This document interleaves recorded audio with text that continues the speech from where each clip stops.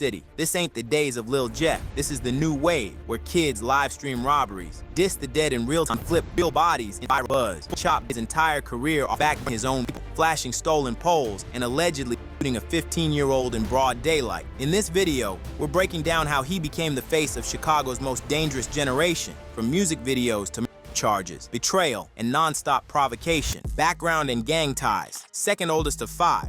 Fully Chop grew up on 59th and Paulina in West Englewood, the heart of PGF, Psycho Gang family, named after big homie Psycho, who got hit 6 times and died, turning the block militant. The set runs like a hybrid outfit, rappers pushing YouTube numbers, hustlers trapping on the corners, and vehicle relocation specialists snatching Hellcats for quick flips, all answering to frontman PGF Nook. However, when the feds yanked PGF Nook off 87th Street on a double carjacking warrant, the whole South Side clocked that Psycho Gang family just lost its field general. The indictment laid out 2 armed takedowns and a kidnapping within 30 minutes, with a switch-equipped Glock tacked on for good measure. Nook's fall left 59th, and Paulina scrambling for command while the block's young steppers kept the engines warm. Fully Chop, Quan Get M Gone, and Muda. Their daily mission stays the same. Slide on back of the yards ops from Lock City and Winchester Boys, trade switches for Chevrolets, and rap the score on YouTube, because west of Ashland the lines stay blurred between rapper, hustler, and wheelman.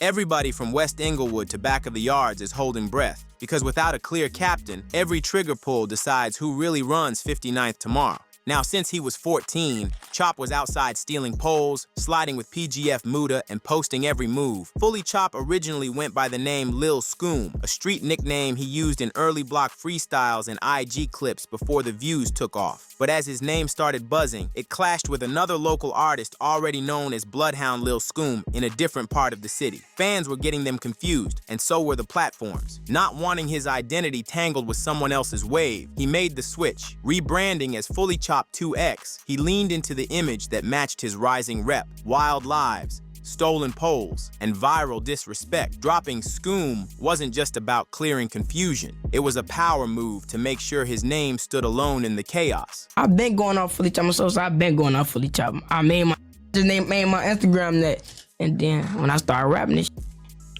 I put my Fully Chop. First my was Scoom folk, then I changed my cause you know the other rappers was Scoom, so I changed my Fully Chop for them. There's so many people in Chicago over the years who have been doing something with the Scoom brand name. Fully Chop grew up where weren't rare, they were routine. By the time he was 6 years old, he already knew what to do when rang out. Hit the ground, stay low, and don't ask questions. He used to dive under cars or throw himself behind porch rails before he even started first grade. What was your family life like growing up out there? I ain't gonna lie, for it used to angle on Sosa for when I was growing up, I was like, it used to be shoot back to back for Sosa. I was like 5 shoot. I gotta get on the ground all type of every time I'm outside, they coming through that. Them coming through that Sosa. They just ready to bubble Sosa every time. Blood I ain't gonna bout. Living off 59th and Paulina in the heart of PGF territory meant gunfire was part of the background, like traffic or barking dogs. While most kids were learning to read, Chop was learning to read danger, the sound of switches cracking off, the pause before return fire, the difference between a warning shot.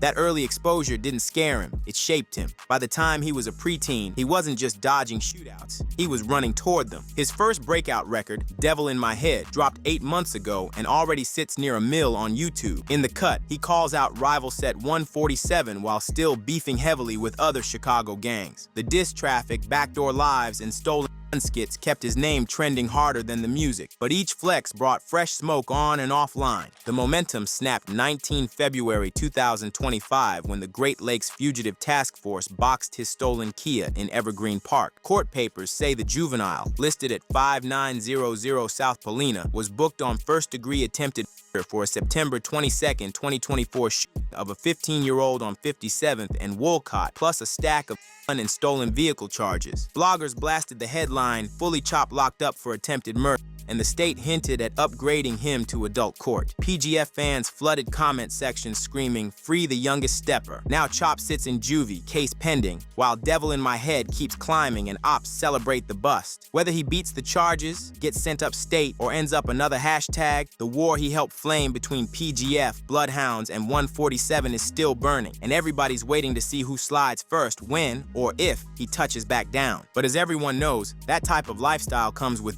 consequences. Chicago's is cycles. Q50, with Lil 50, his closest friend and music partner, in late October 2024, trying to retrieve his stolen Glock from an op, Lil Tay. Chop was reportedly on FaceTime when it happened. Tay, who allegedly had 5 bodies, didn't live long enough to face retaliation. He died in a fatal car crash days later. PGF called it karma, Chop called it content, but inside he was hurting. Yeah.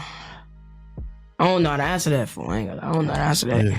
Was that like the That did break me though, for I'm so that broke me for. That was my everyday homie for. I was waking up to him type shit, you know? That was my everyday homie for. I ain't go about. That shit did break me though. Yeah, it's tough losing anybody you care about, but especially like the person you're with.